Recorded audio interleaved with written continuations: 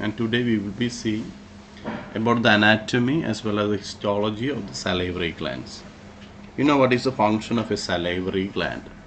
The basic function of a salivary gland is to produce saliva because it is by mixing with the saliva our body is assisting in the digestion of food. So in order to help in the digestion, our body is producing a liquid secretion that is known by the name saliva, and function of the saliva is partially digestion and partially to soften the food and allowing it the transfer of food from mouth to the stomach. So that is the main function of the salivary gland, and it is considered as an exocrine gland.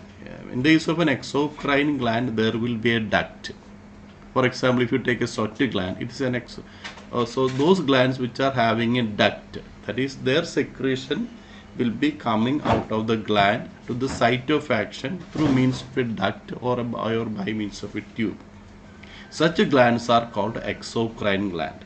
Whereas in the case of an endocrine gland, they do not have a duct. That is, there won't be any tube or channel by which the secretions are taken to the site of action.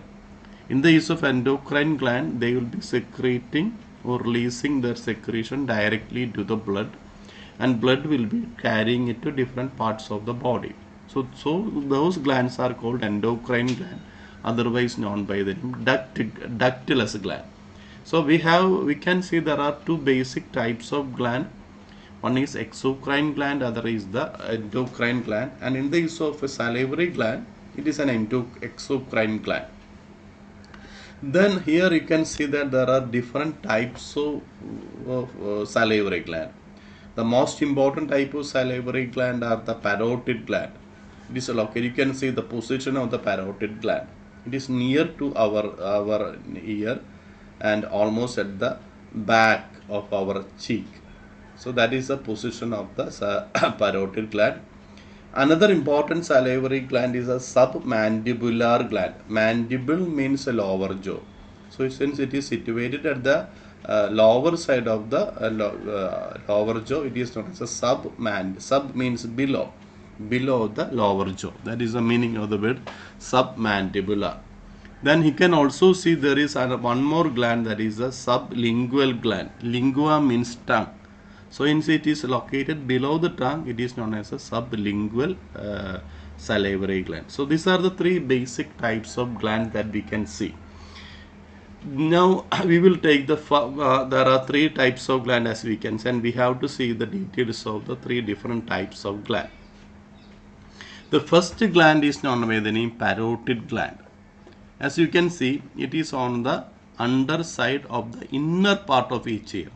This is the underside, this is the inner part, this is the ear, and this portion is the inner portion of the ear, and it is located on the underside or on the lower side of the ear. That is almost at the back of our cheek. That is the position of the parotid gland. Now if you take a parotid gland, there is a very long tube, and that long tube is known by the name parotid duct. So the secretions of the parotid gland will be taken to the mouth by means of a tube, otherwise known by the name parotid duct. So parotid duct will be taking the secretion produced by the parotid gland to the mouth. So it's and will be released into the mouth cavity or buccal cavity. And that will be that opening of the duct is taking at the second molar tooth. That is the that is the position where this parotid gland is opening into the mouth cavity or the buccal cavity. Now, as far as the importance of parotid gland, it is the largest salivary gland. You can see that out of the three different types of parotid salivary gland, the parotid gland is the largest salivary gland. Then it lies on each side of the face in front of the ear. Already we have seen that, covering the masseter muscles at the posterior. Masseter muscle, here you can see this muscle is known by the name masseter muscle. See, and this is by the cheek muscle, because it is by the movement of this masseter muscle. This muscle that I am pointing here is the masseter muscle. and this is the parotid gland. So it is located and above the near to the masseter gland muscle. Masseter muscle is a very strong muscle. It is because of the action of this masseter muscle we can chew. Otherwise we won't be able to chew properly. So it is helping in the up and down movement of our mouth. Here also you can see the what is the sublingual gland as well as submandibulary gland. All these glands have their own duct. For example, in the case of parotid gland, they have a duct known by the name parotid duct. Then here also the sublingual duct is there, and here also the submandibular duct are also there. So that is the nature of the parotid gland. And then next about the parotid gland is that each parotid gland has 4 borders. One is a superior border on the upper side, an inferior border on the lower side, also known as styloid processes. Then posterior border, external, it is located near to the external auditory canal. Then anterior border, a diagonal line between the zygomatic root on the external auditory canal. So these are the 4 border or 4 regions of the parotid gland, or 4 boundaries of the parotid gland. If you look at this parotid gland, this is the upper side, lower side, then the frontal side. So these are the anterior side and the posterior side. So this is how the parotid gland is positioned: superior border, inferior border, posterior border, and anterior border. Then you can also see that there is a long parotid duct, and that duct is known by the name Sternsen's duct. Sternsen's duct, and that pass forward over masseter and open into the vestibule alongside the upper molar teeth. Here you can see that this is the Sternsen's duct or parotid duct that is opening at the base of the second molar teeth. This is the position of the molar teeth, and then it is opening into the mouth cavity. Mouth cavity is what we mean by the vestibule. Vestibule means a cavity. So in the case of the parotid duct or Sternsen's duct, it is opening at the base of the second molar teeth. Then what we can see is that the contribution of the parotid gland. Out of the total secretion, parotid gland is accounting for only 20% of the total secretion. So even though it is a very big gland, it is not contributing major portion of the saliva. The major portion of the saliva is actually contributed by submandibular gland.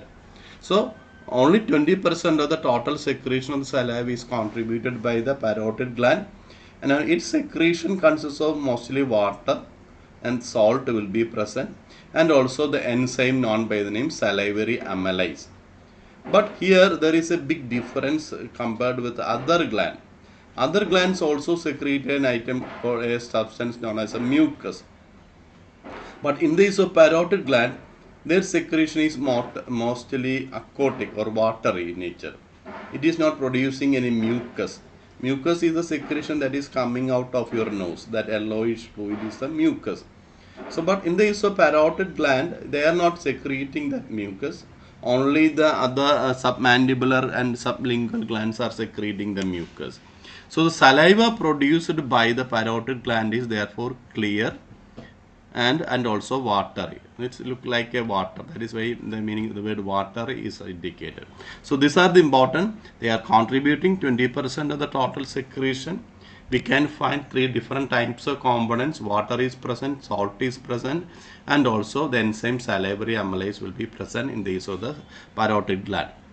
Now this is regarding the parotid gland. Then next gland is the submandibular gland. The submandibular gland means submandible means lower jaw. So submandibular gland means it will be situated below the lower jaw. That is the meaning of the word submandibular gland. Here you can see the position of the submandibular gland. It will be secreted below the lower jaw. Now it is an important type of gland. Its shape is like a lychee. It's a lychee shaped gland. That is this is the structure of a submandibular gland. Now, and going to the size of the submandibular gland, you can see that it is only half the size of the parotid gland.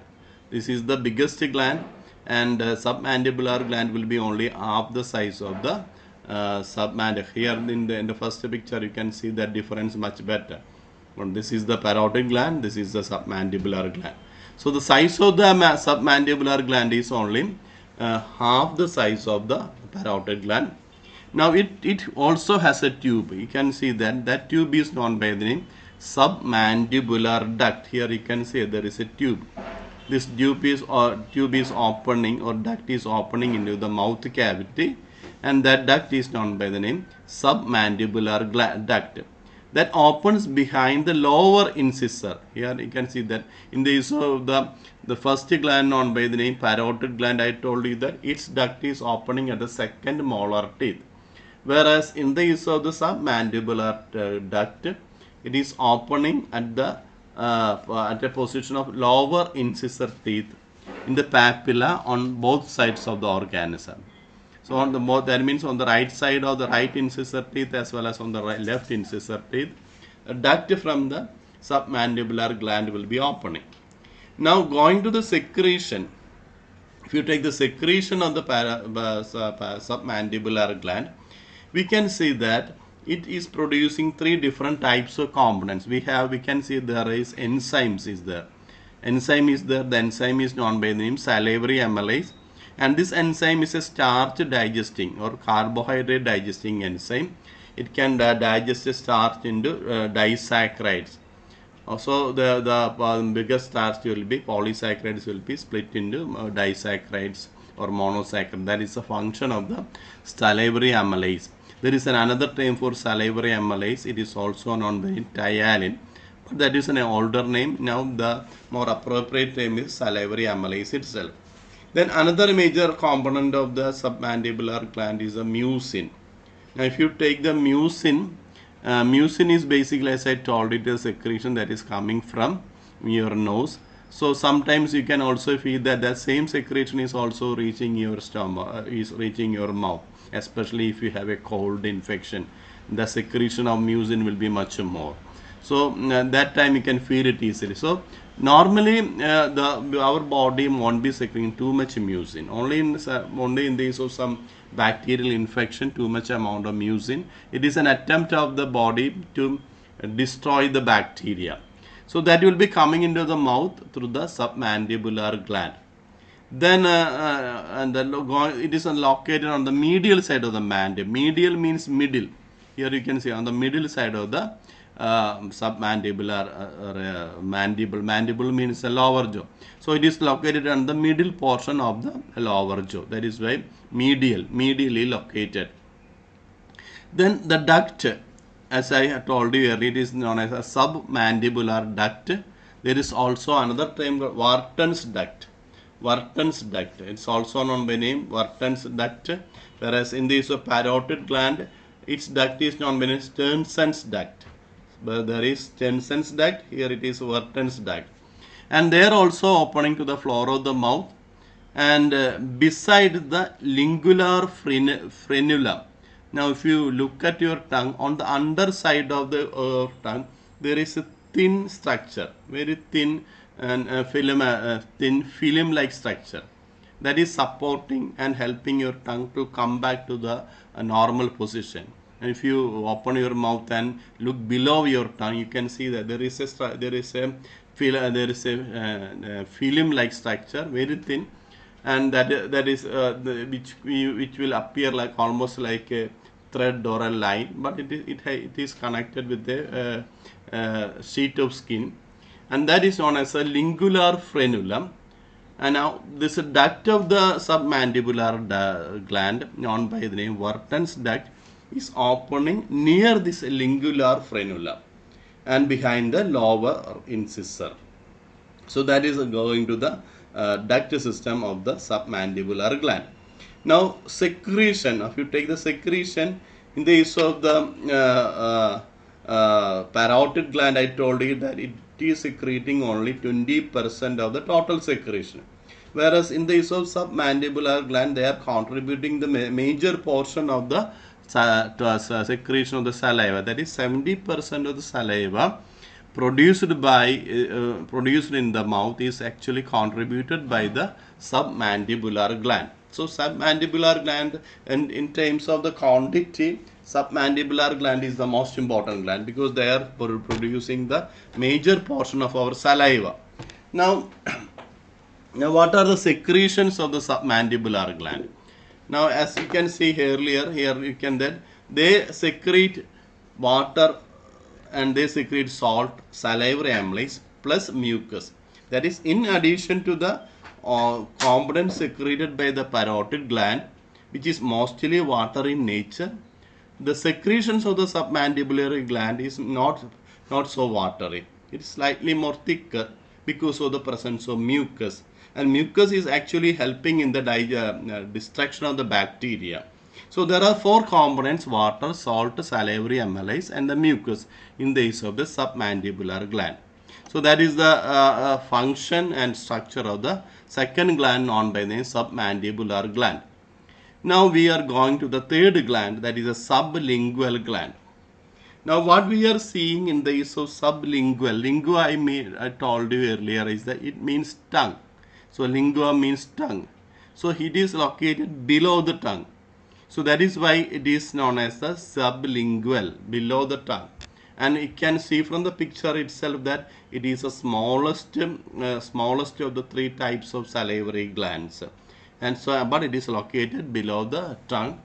Now, from each gland, several small vessels arise, which open just behind the perforations of the submandibular duct on both sides of the tongue. That is, where the duct of the submandibular gland is opening, this duct of the sublingual gland, here you can see that here we can find only one duct, but here in the case of sublingual gland, more than 3-4 ducts are there. Here you can see them up to 5 or 6 ducts are shown, and these ducts are opening on either side of the opening of this duct. That means where this duct is opening, on either side of those duct, the duct of the sublingual gland will be opening. So that is regarding the nature of the duct in the case of the sublingual gland. And all these ducts are collectively known as duct of Renius. So here you can three different terms. One is a Sternsen's duct, it's a duct of parotid gland. Then Wharton's duct is a duct of submandibular gland. Now we are also seeing duct of Renius. What is the duct of Renius? This is the duct of Renius. So these 6 ducts are known by the name duct of Renius. This is the parotid duct, also known by the name Sternsen's duct, and this is submandibular duct, also known by the name Wharton's duct. So there are the third type of gland. Now going into the secretion, its secretion is almost like the secretion of the submandibular gland. That is, they are also secreting water, salt, and mucin is also there. But there is no salivary amylase here. See, it contains water, it contains salt, and it contains mucin. But we cannot see salivary amylase there here. And if you go to the chemical detailed composition, the salivary amylase is totally absent, but there is a higher concentration of the mucin or mucus.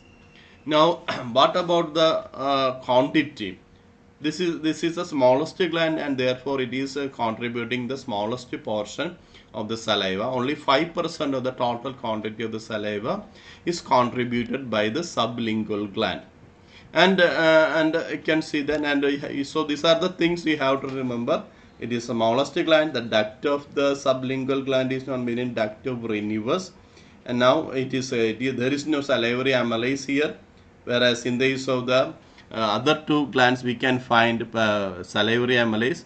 In the case of parotid gland we cannot see any mucin. So only the submandibular gland is producing all the 4 secretion, whereas the other two glands are only producing three secretions. So in this submandibular we can find 4 secretion. If you go to the parotid, there is no mucus secretion. But if you go to sublingual gland, there is no secretion of the salivary amylase. So these are the features of the sublingual gland. Now we will come to the histology of the salivary gland. All the salivary glands are actually surrounded by a fibrous capsule. You can see it, that the entire salivary glands are protected or surrounded by a fibrous glandular, and the glands are highly branched also and consists of lobules. You can see here that each salivary gland is actually formed of several smaller structures known by the name lobule. This is known by the name lobule. Here also these are, they are not formed of a single, they are not, that's not a single structure, is actually contributed by several joining of several smaller units. They are known by the name lobules, and each lobule are in turn made up of still smaller structures which are known by the name alveoli. So going to the structure, we can find each gland is actually formed of several lobules, and each lobules in turn are formed of smaller alveoli. And now in the case of each alveoli, if you take one alveoli, it is lined with the secretory cells. Secretory cells are cells which are capable of secreting a fluid. As in this salivary, their main function is secreting saliva. So alveoli is secreting the saliva. Now, so that is why it is known as secretory cells. Now, salivary glands are, as I already told you, they are classified or considered as exocrine gland because they secrete saliva. Now, the secretory structure is also known by the name salivary acinus. So, if you go to the histology of the salivary gland, the secretory portion of the salivary gland is known by the name salivary gland. That each salivary gland is actually formed of a bunch of lobules. You can see that. And this bunch of lobules are actually formed. This is the bunch of lobules. And if you take each lobule, they are in turn formed of several alveoli, known by the name secretory alveoli. And these secretory alveoli are sometimes known by the name salivary acinus. They are known by the name because their main function is secretion. So that is regarding the histology. Here you can find the acinar cells of the salivary gland. You can also see the mucous cells of the salivary gland. You can there see the duct, the different types of ducts opening here. They are also shown. So that is this is a stained portion of a section of our salivary gland.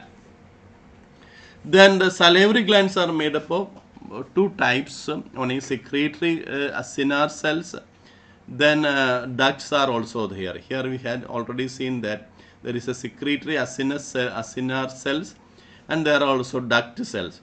There are two types of secretion. One is a serous secretion, other is a mucus secretion. Now, serous secretion is basically watery in nature. You can see that that is a salivary glands are producing two basic types of secretion. One is a serous secretion. You can see that. Another is a mucus secretion. And if you go to the nature of the serous secretion is basically watery in nature. That is isotonic watery in nature.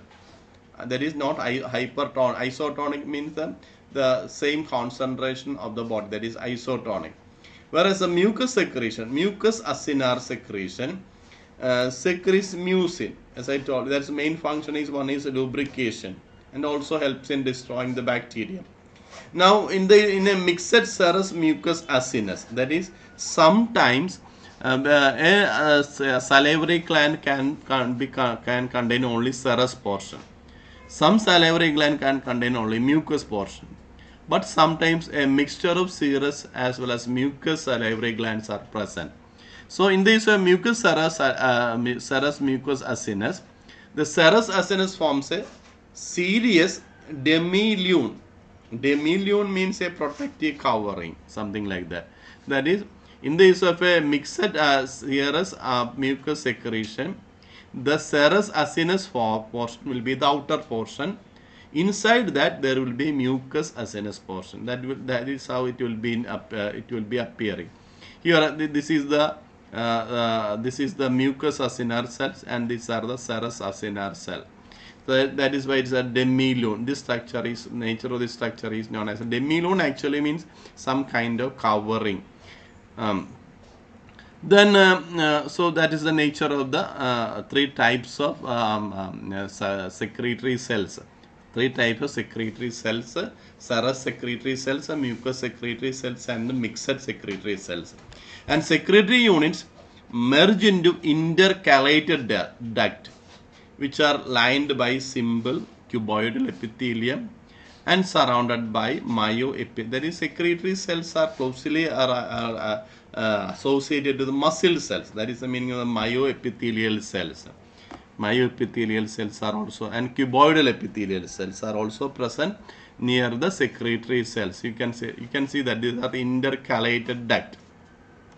So this is the mucous acinus, and this is the serous acinus, and these are the myoepithelial cells. Here you can see myoepithelial cells are muscle cells. Myo means muscle. So that is the nature of the structure of the salivary glands. Then what is remaining is the duct continue as striated duct. Striated duct simply means just like as if you take a striated muscle, it has a white and dark region, and that kind of appearance is known by the name striation. Now, in the use of salivary glands also, they have striation, and that is why the duct is also showing that striation because of the presence of myoepithelial cells, and that is why they are known by the name striated duct. And they have a folded basal membrane to enable active transport of substance out of the duct. And because active transport means a type of transport in which energy is utilized. So by utilizing energy, they will be able to transport different materials into and out of the duct.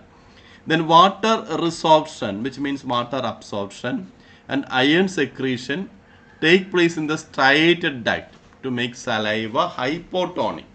Hypotonic means it will be having more amount of water and less amount of mineral ions like sodium and chloride ions, but there will be an increased presence of carbonates and potassium ions.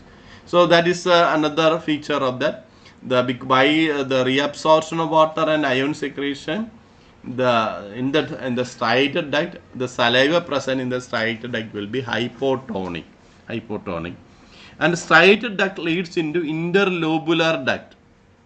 Here you can see their lobe going into interlobular duct. Now and lined with a tall columnar cells. These are lined by column-like cells. That is my tall columnar cells are the word is given. The glands are divided by lobules by connective tissue septa. Then each lobule contains numerous secretory units known by the name acinus. So these are the acinus, and each glands are divided by connective tissue also. So that is the nature of the salivary glands in different types of salivary glands. So I think with this we will stop for today. So it's a small portion, but problem is that when you are listening to that, you may think that everything is so easy, but while studying, unless you clearly differentiate between the various type of salivary gland, you will be in a total confusion at the end. There are basically, you have to see what are the three different types of salivary gland, how the three types of salivary glands are differing from each other, and what is the internal structure as per histology. Mostly they are formed of acinar cells. So those are the points that you should keep in mind while you are studying about the salivary gland.